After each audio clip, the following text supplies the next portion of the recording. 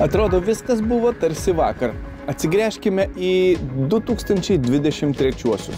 Sausio 25 dieną Vilniui sukako 700 metų. Jubiliejų Lietuvos sostinė šventė visus metus. Beje, jeigu kam įdomu, tai Palangos miestas nuo oficialaus paminėjimo rašytiniuose šaltiniuose už Vilnių yra vyresnis net 80 metų. Liepą Lietuvos sostinė buvo bene saugiausias planetos miestas. Vilniuje vyko 2 dienas NATO viršūnių susitikimas. Po kiek daugiau nei 2 metus trukusios renovacijos Kaune vėl buvo atvertas zoologijos sodas. Ladies and gentlemen, start your engine.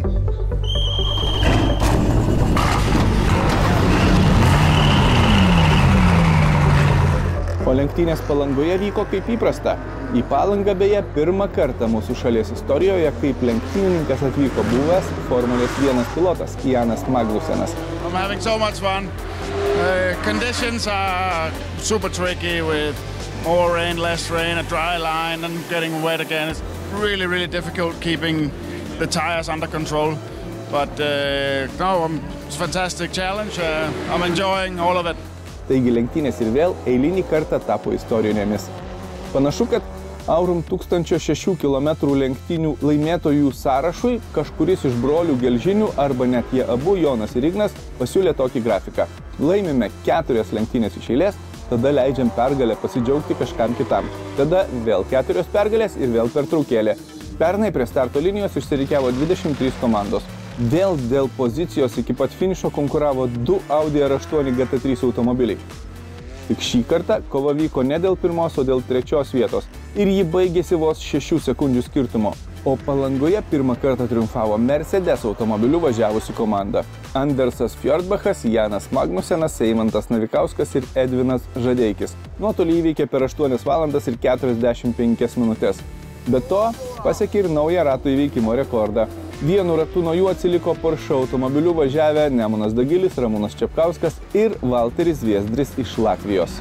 I've heard of it, I think the first time in 2015 or 16, but I've never been here and I've never been to Lithuania, so it was a full new experience for me, and I must say I'm very impressed by everything. What is the difference between the racetracks in Europe and racetrack in here in Palanga?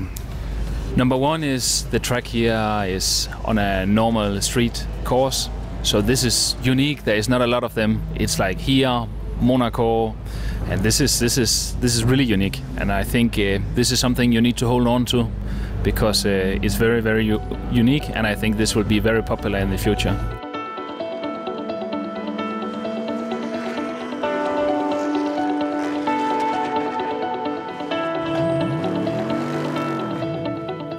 It's a high-risk track, high risk, high reward, so you want to go as fast as you can, but at the same time you want to be safe. There's a big difference in driver levels, different kind of cars, so you need to anticipate all this when you maneuver in the traffic. This is for sure the hardest part.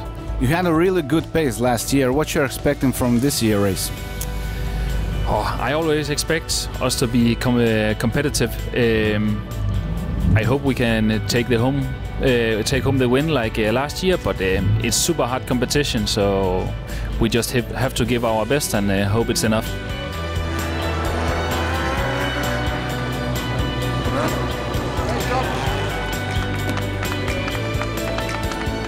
Could you compare with your performance in the Formula 1, for example, after the races, the feeling when you're a champion, of course? This is quite different, you know, this is much more of a team effort. There's 4 drivers here that all needs to perform and we all need to help each other. It's a completely different feeling from Formula cars or single-seaters. I love this. I'm a little bit older now and I like the teamwork and the challenges that comes with that, but no, I'm so happy. Everybody did a fantastic job.